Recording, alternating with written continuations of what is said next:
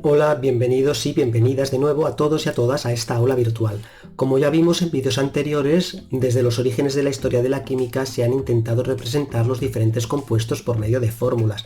La idea de simbolizar los elementos químicos y su representación data del siglo XVIII, influenciada por la teoría de Dalton. A medida que se iban descubriendo nuevos elementos, surgió la necesidad de una notación que ayudara a representarlos a todos ellos. Ese fue el origen de los símbolos químicos hasta los que se han llegado hoy en día, símbolos aceptados internacionalmente.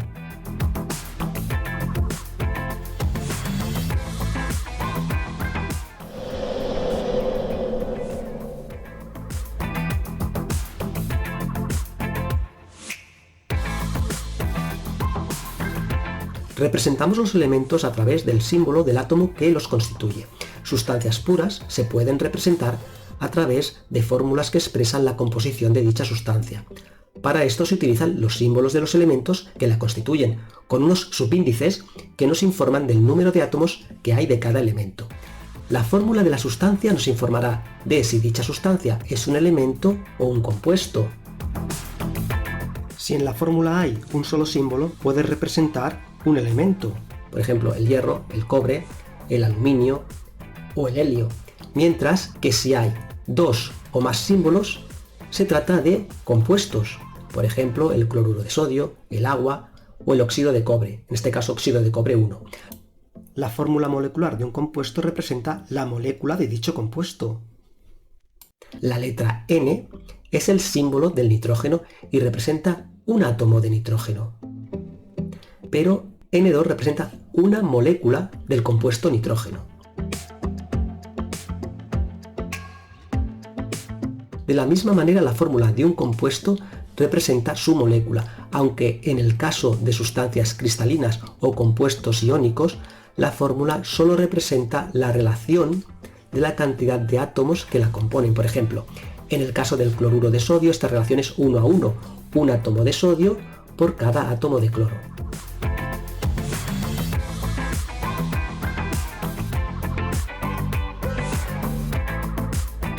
La fórmula, lo que llamamos fórmula empírica de una sustancia, nos informa de la clase y proporción de los átomos que componen dicha sustancia.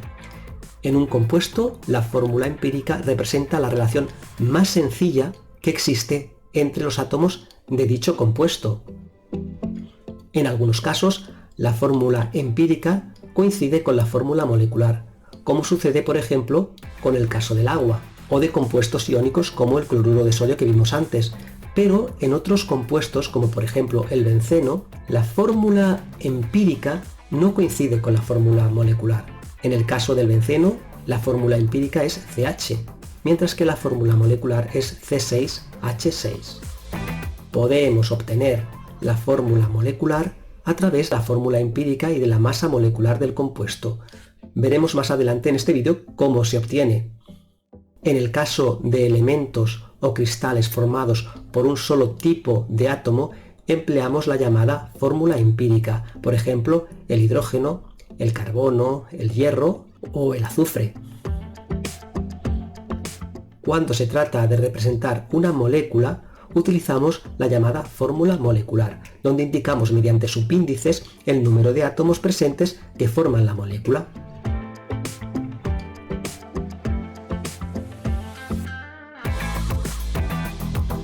La fórmula estructural, por otra parte, nos indicará la disposición de estos átomos en la molécula.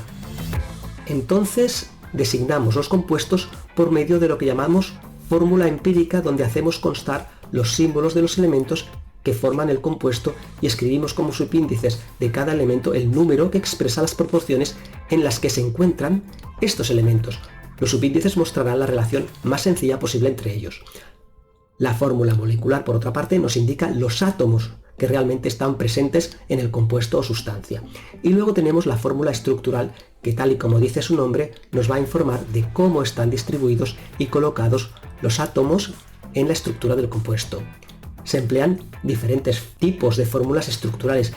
Algunos ejemplos de fórmulas estructurales son, por ejemplo, la estructura de Lewis, la proyección de Fischer o fórmulas de esqueleto.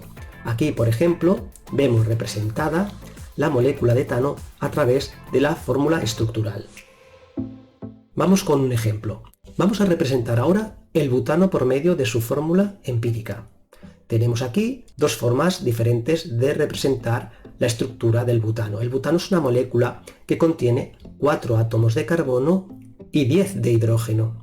La relación entre moléculas de carbono e hidrógeno sería entonces de 4 a 10, es decir, 4 átomos de carbono por cada 10 átomos de hidrógeno.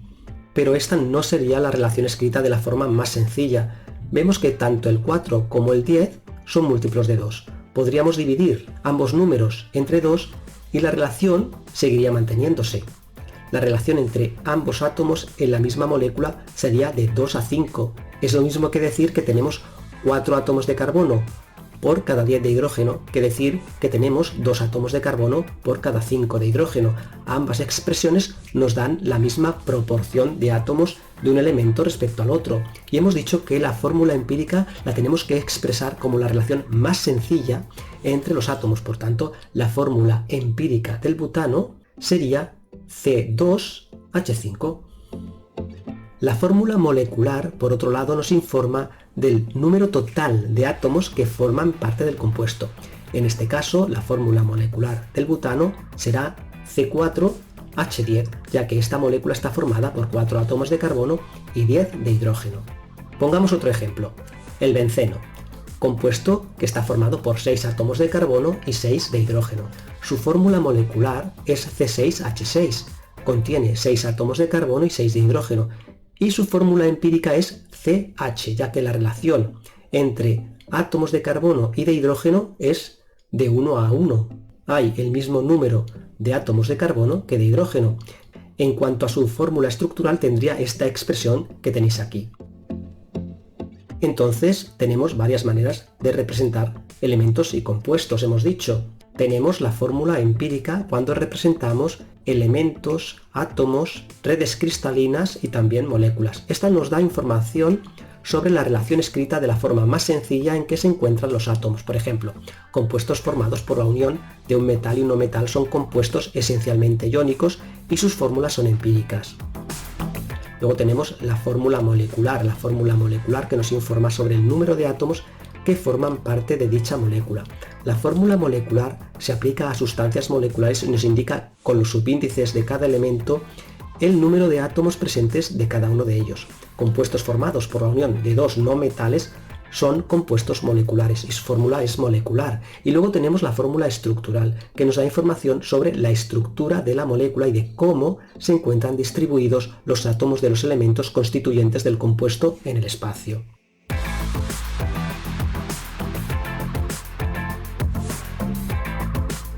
Recordemos brevemente y valga como resumen el concepto de mol y de unidad de masa atómica que vimos en el vídeo anterior. El mol definido como la unidad utilizada para medir la cantidad de sustancia. El mol, como ya vimos, representa un número definido de átomos, moléculas, iones o cualquier otro tipo de unidad elemental. Un mol equivale a 6,02 por 10 elevado a 23 y al referirnos a él siempre debemos indicar la entidad elemental a la que nos referimos, ya sean átomos, moléculas, electrones, iones o cualquier otro tipo de partículas. Se conoce como número de Avogadro y, como ya vimos, equivale al número de átomos contenidos en 0,012 kilos de carbono 12. También vimos la definición de unidad de masa atómica, la 12ª parte de la masa de un átomo de carbono 12. Calculamos en el vídeo anterior el valor de la unidad de masa atómica. Su valor es de una unidad de masa atómica igual a 1,66 por 10 elevado a menos 27 kilos. Dijimos también en el vídeo anterior que la masa atómica relativa de un elemento es la masa de un átomo de dicho elemento, pero expresado en unidades de masa atómica, es decir, utilizando como referencia la unidad de masa atómica, la 12ª parte de la masa de un átomo de carbono 12. Igualmente definimos la masa molecular relativa de una sustancia como la masa molecular de dicha sustancia expresada también en unidades de masa atómica. Obtenemos el valor de la masa molecular relativa sumando los valores de las masas atómicas relativas de todos los átomos que conforman la molécula. Por ejemplo, para el metano, la masa atómica relativa del carbono es 12 y la del hidrógeno es 1. La masa molecular relativa sería la masa atómica relativa del carbono, la molécula solo tiene un átomo de carbono, más la masa atómica relativa del hidrógeno, pero multiplicada por 4, porque el metano tiene 4 átomos de hidrógeno. La suma total será la masa molecular relativa del metano, 16. Todos ellos, recordad siempre, cuando hablamos de masas relativas, están referidas a la 12ª parte del carbono 12. Por eso se les llama relativas, porque están referenciadas a esta unidad. No olvidemos también que la masa de un mol de sustancia coincide numéricamente con su masa expresada en unidades de masa atómica o masa molecular, según se trate de una o de otra. Por ejemplo, un mol de moléculas de metano tiene una masa de 16 gramos y la masa molecular del metano es de 16 unidades de masa atómica. Vale, esto está muy bien, pero el problema está principalmente en determinar la fórmula empírica y la fórmula molecular de un compuesto a través de la observación experimental. ¿Cómo lo vamos a hacer? Si lo que queremos es determinar la fórmula empírica de un compuesto, pongamos AXBI, lo que tendremos que hacer primero y antes de nada es determinar la masa de los elementos que se combinan, para a continuación, con la relación de masas entre estos dos elementos, convertirlo en una relación de átomos con la ayuda de las masas atómicas relativas de cada uno de estos elementos, es decir, convirtiendo unidades de masa en partículas, o mejor dicho, expresado de una manera más simplificada, en una relación de moles de partículas. Lo mejor es que lo veamos a través de un ejemplo.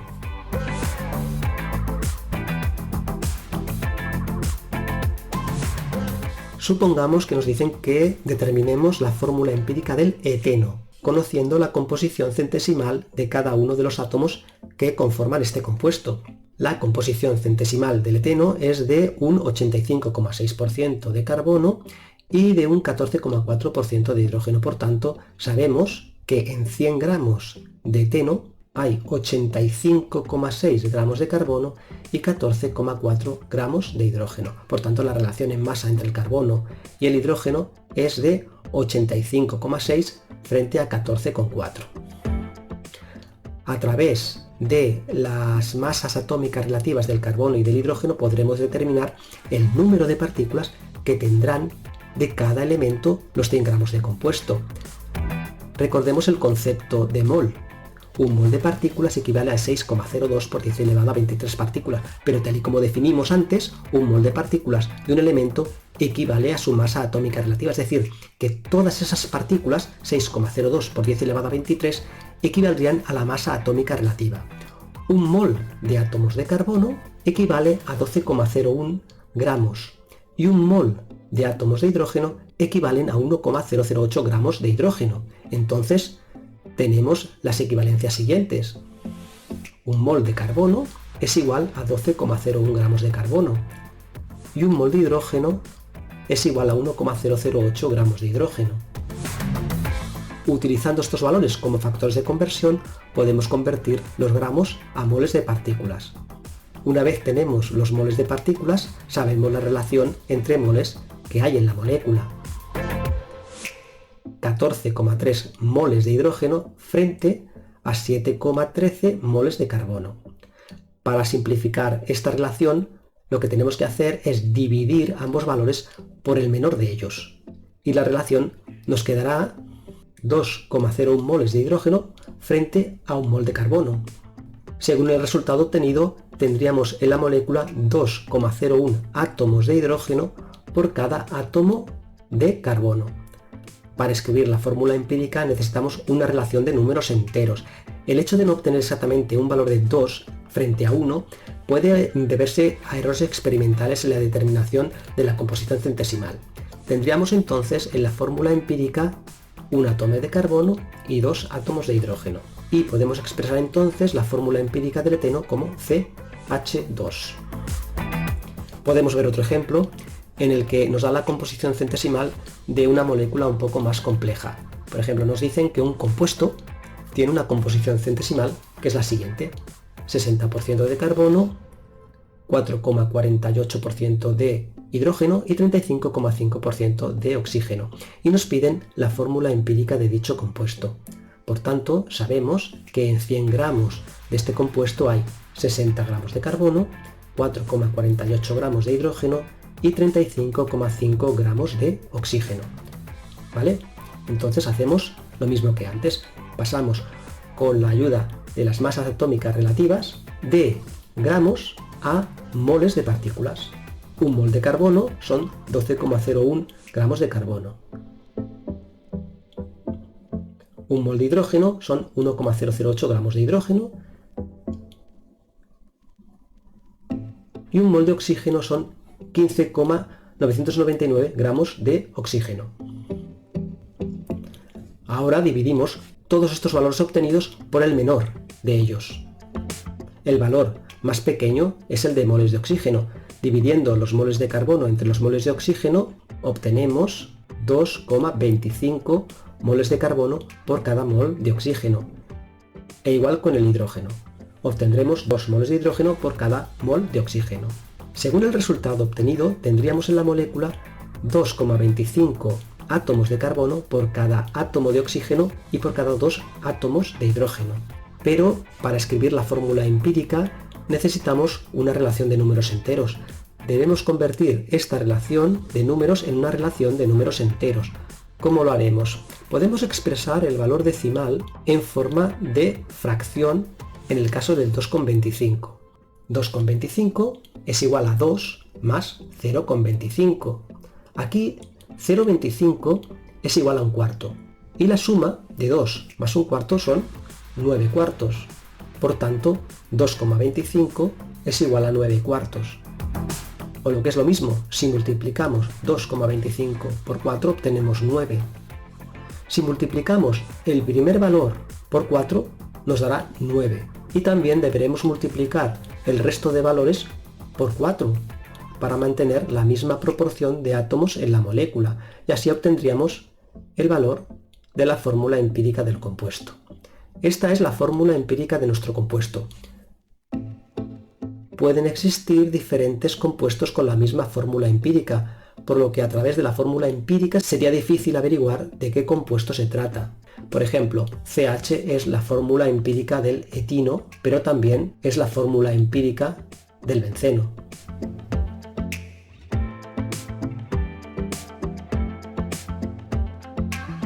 Ya que, como hemos visto, la fórmula empírica no siempre coincide con la fórmula molecular, para conocer la fórmula molecular de un elemento, compuesto o sustancia a partir de su fórmula empírica, es necesario conocer su masa molecular a través de la masa molar. Podemos verlo también a través de un ejemplo. Nos dicen que la fórmula empírica del eteno es CH2 y que tiene una masa molar de 28 gramos partido por mol. Nos piden que calculemos su fórmula molecular. Suponemos que la fórmula empírica ya la hemos obtenido anteriormente. La fórmula molecular del compuesto, en este caso del eteno, tiene que tener un número de átomos que debe de ser un múltiplo entero del número de átomos que representa la fórmula empírica. Sabemos que la masa molar del eteno son 28 gramos partido por mol.